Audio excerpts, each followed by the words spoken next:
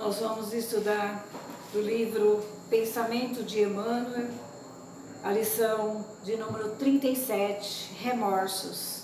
O item do Livro dos Espíritos é 999. A pergunta é: basta o arrependimento durante a vida para que as faltas do Espírito se apague e ele ache graças diante de Deus? Graças são bênçãos, né? Diante de Deus. A resposta é: o arrependimento concorre para a melhoria do espírito, mas ele tem que expiar o seu passado. E Emmanuel nos diz algo que completa também no nosso entendimento. A cada momento, o Criador concede a todas as criaturas a bênção do trabalho, como serviço edificante, para que aprendam a criar o bem, que lhes cria luminoso caminho para a glória da criação. Emmanuel.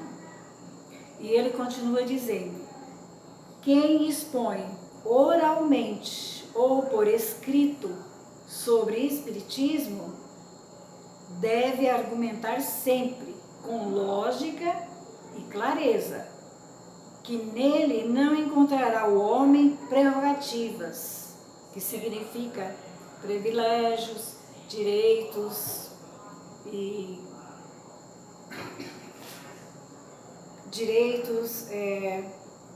que nos beneficiem, né? Então, a lei de Deus é para todos. Pessoas no capítulo prerrogativas pessoais, no capítulo de realização em si mesmo. Então, nenhum de nós tem um privilégio diante das leis de Deus. Esse aspecto da doutrina dos espíritos, que impõe responsabilidade individual e intransferível em qualquer circunstância da vida, no âmbito da lei de causa e efeito, este aspecto inegável abrevia o processo da redenção e aperfeiçoamento do homem, uma vez que, excluindo-se a ideia de privilégios e favores, direitos diretos ou indiretos, da providência divina, leva-nos a concentrar o máximo de esforço no sentido de enquadrarmos nossa vida, tanto quanto possível, nos padrões do cristianismo. Então, Emmanuel está nos dizendo que as leis de Deus é igual para todos, sem privilégios, sem direitos, diretos ou indiretos, né? E essa lei, ela nos ajuda a concentrar o máximo esforço no sentido de progredirmos, de criarmos um padrão cristão para a nossa vida. Em sã consciência, nenhum espírita esclarecido julgar-se-á isento de experiência reabilitadora sob a alegação doutrinariamente inconsciente de que, abre aspas, se arrependeu do mal praticado, fecha aspas, e por tal motivo justificado está perante as leis divinas. Então, é o esforço, né? As leis da vida são efetivamente magnânimas, misericordiosas e compassivas. Entretanto, exatamente por serem justa e harmoniosa, por representarem o pensamento divino, atuam retificadoramente sobre quanto se infringam,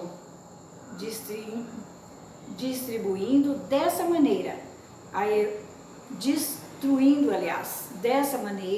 a errônea tese de que bastará o homem arrepender-se para se redimir dos males cometidos. Esclarecer a doutrina espírita que não...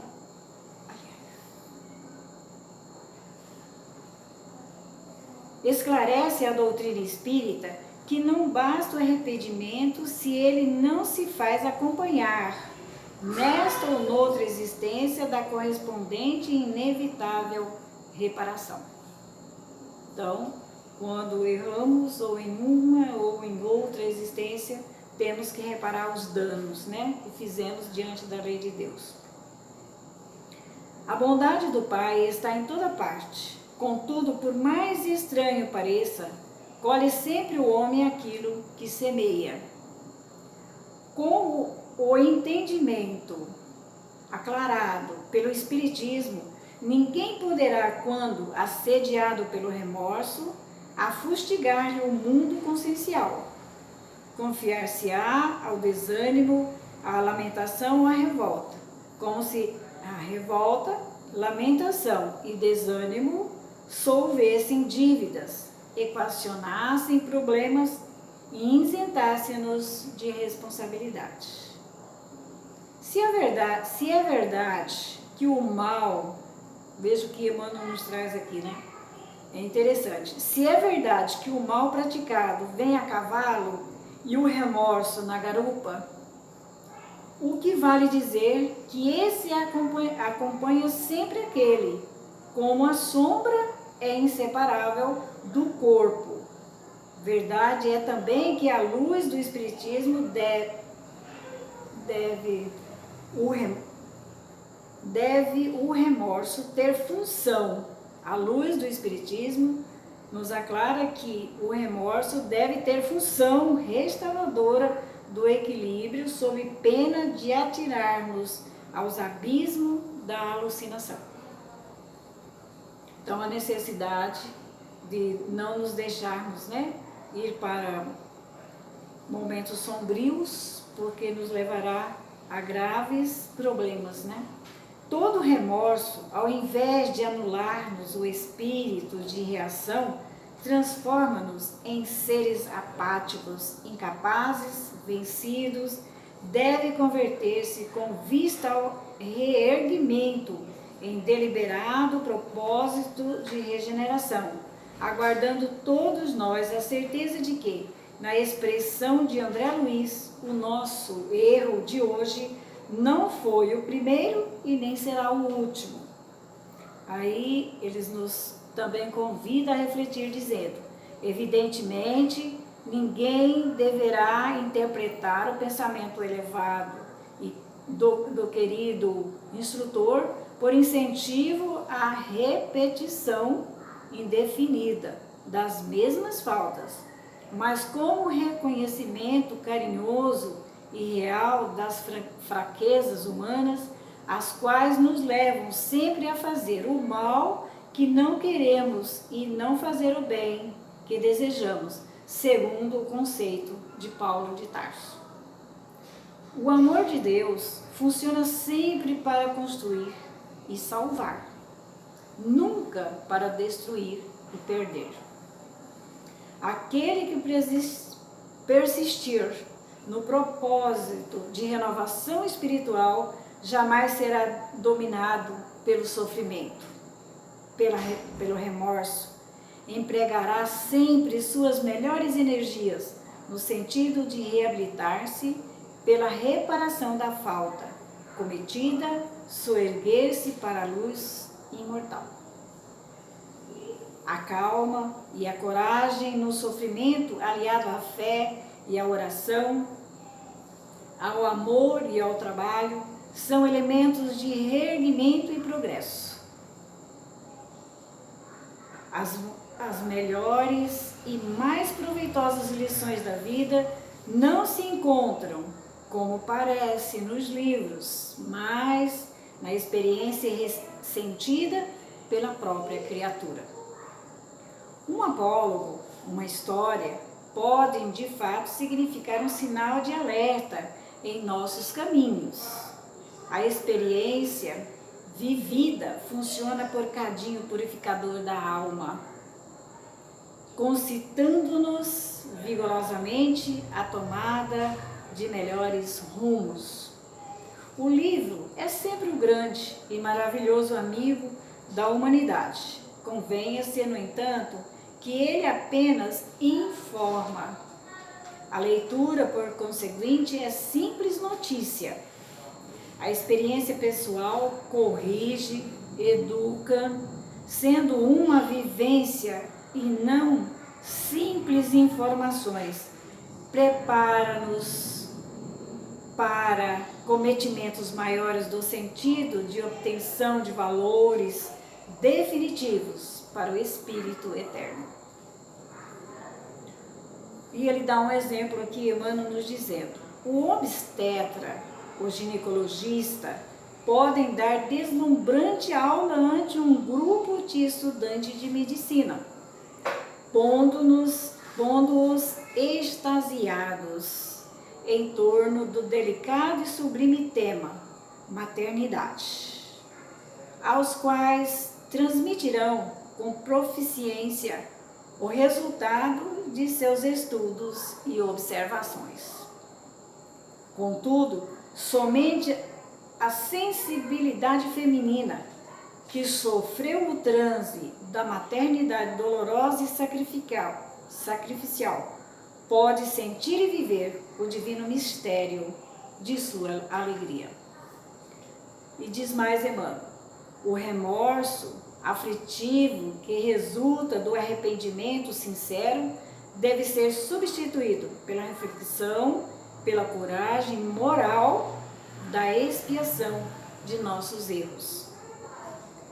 O enunciado é essencialmente doutrinário e corresponde em gênero, número e grau aos mais elevados conceitos do amor e justiça que a doutrina espírita atribui a Deus, nosso querido Pai, Criador. A advertência de Emmanuel de que abre aspas, cada momento o Criador concede a todas as criaturas a bênção do trabalho, fecha aspas, constitui valiosa orientação para que, ao invés de permitirmos a invasão nos domínios da alma do remorso improdutivo por lamurientos, reunamos todas as nossas possibilidades, desenvolvidas ou latentes, no sentido de reparar o mal cometido. Reabilitarmos corajosamente nas faltas praticadas, no ontem da vida, edificaremos com todas as forças do nosso coração as definitivas construções de amor e do perdão, restaurando assim nossa consciência para o grande porvir. No exame dos enganos que nos são peculiares, como criaturas imperfeitas, devemos levar em conta 4 pontos essenciais a saber. E nos diz Emmanuel: primeiro, reconhecer com humildade o erro cometido, não reproduzi-lo ou, pelo menos, tudo fazer no sentido de evitar sua repetição. C. Ajudar aqueles a quem ferimos. A D. Sustentar-nos a fé e no trabalho, a fim de que a reabilitação se dê gloriosa e sublime, uma vez que, indubitavelmente, o trabalho e a fé são alavancas de sustentação das almas enfraquecidas. E termina Emmanuel dizendo para todos nós: o remorso é, em si mesmo, inevitável. Convertamo-lo, pois, em oportunidades de progresso e felicidade. Vamos à leitura do Evangelho para que complementemos, o nosso estudo da noite. É do livro Fonte Viva, a lição 174, Mãos Estendidas. E Emmanuel vai nos trazer também, como foi dito na pergunta, que não temos privilégio, todos somos iguais diante das leis de Deus e recebemos de Deus tudo aquilo que for para o nosso progresso. E nessa lição, Mãos Estendidas, de Marcos, capítulo 3, versículo 5, estende a tua mão. E ele a estendeu e foi-lhe restituída a sua mão, sã como a outra. Em todas as casas de fé religiosa, Há crentes de mão estendida suplicando socorro. Em todas as escolas religiosas, né, de fé religiosa, nós estamos sempre estendendo as nossas mãos, buscando socorro divino. Almas aflitas revelam ansiedades, fraqueza, desesperança e enfermidades do coração. Não seremos todos nós, encarnados e desencarnados, que algo rogamos à providência divina, semelhantes ao homem que trazia as mãos secas? Ainda caminhamos assim, né? Como o nosso irmão das mãos secas, sem nada. Preso ao labirinto criador por nós mesmos, eis-nos a reclamar o auxílio do Divino Mestre. Como nos diz Emmanuel, sempre preso pelo labirinto criado por nós mesmos. As dificuldades são criações nossas. E rogando a Jesus o auxílio divino.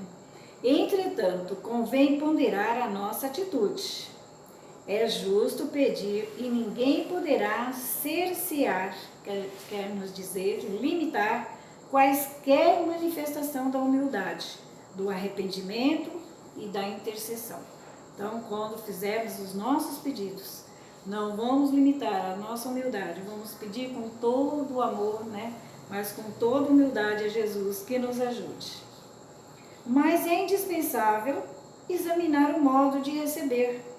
Muita gente aguarda a resposta materializada por Jesus. Esse espera o dinheiro, aquele conta a evidência social de imprevisto. Aquele outro exige a imediata transformação da circunstância no caminho terrestre. Sempre exigindo, né? Sem nada ter. Os nossos pedidos ainda são exigências. Observemos, todavia, o socorro do Mestre ao paralítico. Jesus determina que ele estenda a mão mirrada, e estendida essa, não lhe confere bolsa de ouro, nem fichas de privilégio. Cura. Devolve-lhe a oportunidade de serviço. Então Jesus disse a ele: curai para o trabalho, para também assistir e beneficiar os outros. Não tinha nada, não trazia capital moral, espiritual algum, mas Jesus realizou a cura. Nem também tinha fichas de privilégio diante de Jesus, mas ele auxiliou para que possa também usar a sua mão para o trabalho bendito de auxílio aos nossos irmãos. A mão recuperada daquele instante permanece tão vazia quanto antes. É que o Cristo restituiu-lhe o ensejo bendito de trabalhar, conquistando sagradas realizações por si mesmo. Veja bem, né? Jesus nos dá a oportunidade de curar os nossos males, de curar os nossos remorsos no trabalho, trabalhando, conquistando sagradas realizações por nós mesmos. Recambiava-lhe as lides redentora do bem, nas quais lhe cabia edificar-se e engrandecer-se. A lição é expressiva para todos nós, os templos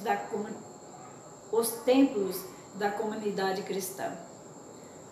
Emmanuel termina nos esclarecendo: quando estenderes tuas mãos ao Senhor, não esperes facilidade, ouro ou prerrogativas, que significa direitos gratuitos, preferências, né? Mas aprende a receber-lhe a assistência, porque o divino amor te restaurará as energias, mas não te proporcionarás qualquer fuga às realizações do teu próprio esforço, do teu próprio trabalho, né? Que Jesus possa nos abençoar sempre, que lembremos dessas lições tão preciosas de Emmanuel, do Livro dos Espíritos, que vem nos aclarar. Todos somos carentes de pedir a Jesus que Ele nos abençoe, nos dê força para que possamos vencer as nossas quedas, superar todo o desvio que tivemos das leis de Deus, mas sempre sem reclamar, trabalhando dentro de nós, recuperando-nos primeiro o nosso sentimento, o nosso pensamento de filhos de Deus e de cristão. Vamos fazer a nossa prece, vamos elevar o nosso pensamento a todos aqueles que sofrem, irmãos nossos encarnados, desencarnados, que estão em hospitais, precisando de Jesus. Como sempre, necessitamos de nos curar, para que possamos trabalhar em benefício do nosso progresso. Abençoe todos aqueles que se encontram nas UTIs, que não os conhecemos, mas são nossos irmãos. Todos aqueles que estão em casa, enfermos, no leito, esperando de Ti, Jesus, o reconforto da esperança, o amparo, o socorro tão desejado, para que possamos trabalhar em nosso próprio benefício. Que Jesus nos abençoe, nos ampare a todos que estão conosco, que nos ouvirão de acordo com as possibilidades de cada um, hoje e sempre, que assim seja.